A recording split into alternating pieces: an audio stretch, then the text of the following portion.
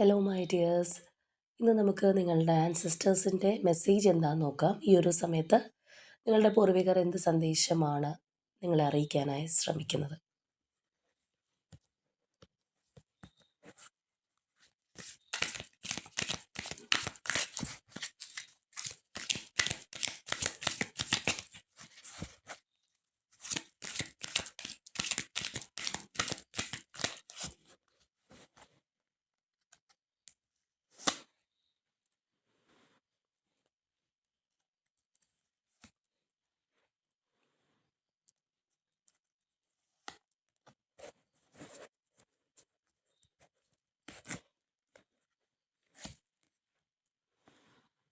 നമുക്ക് ഒരു കാർഡ് കൂടി എടുക്കാം.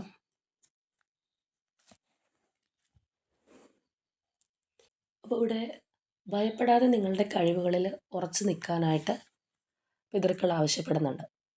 അല്ലെങ്കിൽ ഇപ്പോൾ നിങ്ങൾ എന്തെങ്കിലും ഒരു പ്രതിസന്ധിയിലോ ഒരു സ്റ്റക്ക് സിറ്റുവേഷനിലൊക്കെ ആണെന്നുണ്ടെങ്കിൽ അവിടെ തളർന്നു പോവാതെ മുന്നോട്ട് പോകാനായിട്ട് പറയുന്നുണ്ട്. മാത്രമല്ല റിലേഷൻഷിപ്സിൽ അതിപ്പോൾ ആരുമായിട്ടുള്ളൊരു ബന്ധമാണെന്നുണ്ടെങ്കിലും അതിനകത്തൊരു തടസ്സമോ വിള്ളലോ ഒക്കെ അനുഭവപ്പെട്ട് നിൽക്കുന്നവരാണെന്നുണ്ടെങ്കിൽ തീർച്ചയായിട്ടും അതിനൊരു പരിഹാരം ഉണ്ടാവാനായിട്ട് പോകുന്നുണ്ട് എന്നുള്ളൊരു കാര്യം നമുക്കിവിടെ തീർച്ചയായിട്ടും കാണാം.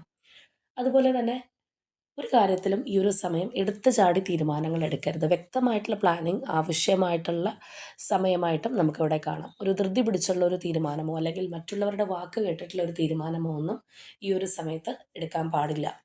അല്ലെങ്കിൽ ഏത് കാര്യത്തിന് മുൻപാണെന്നുണ്ടെങ്കിലും നല്ലവണ്ണം പ്ലാൻ ചെയ്ത് മാത്രം ചെയ്യാനുള്ള ഒരു നിർദ്ദേശം നമുക്കിവിടെ കാണാം.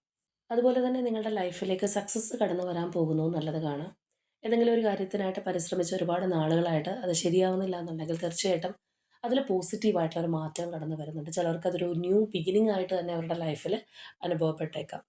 അതുപോലെ തന്നെ നിങ്ങളുടെ പൂർവികരുടെ ബ്ലെസ്സിങ്സ് നിങ്ങൾക്ക് തീർച്ചയായിട്ടും നിങ്ങളോടൊപ്പം ഉണ്ട്. അവരുടെ പിതൃക്കളുടെ ആ ഒരു ബ്ലെസ്സിങ് നിങ്ങളോടൊപ്പം ഉണ്ട് എന്നുള്ളത് നമുക്കിവിടെ കാണാം. അതുപോലെ നിങ്ങളിപ്പോൾ നിങ്ങളുടെ ആ ഒരു കാർമിക് പാത്തിലൂടെ പോകുന്ന ഒരു സന്ദർഭമാണ്. അപ്പോൾ തീർച്ചയായിട്ടും നിങ്ങളുടെ ലൈഫിൽ ആത്മീയമായിട്ടുള്ള കാര്യങ്ങൾക്ക് കൂടുതൽ പ്രാധാന്യം കൊടുക്കേണ്ടുന്ന ഒരു സമയമാണ് എന്നുള്ള ഒരു സന്ദേശവും ഇവിടെയുണ്ട്. അതുപോലെ ലാസ്റ്റ് എനർജി നിങ്ങൾക്കുള്ള ഒരു വാർണിംഗ് മെസ്സേജും കൂടിയാണ്.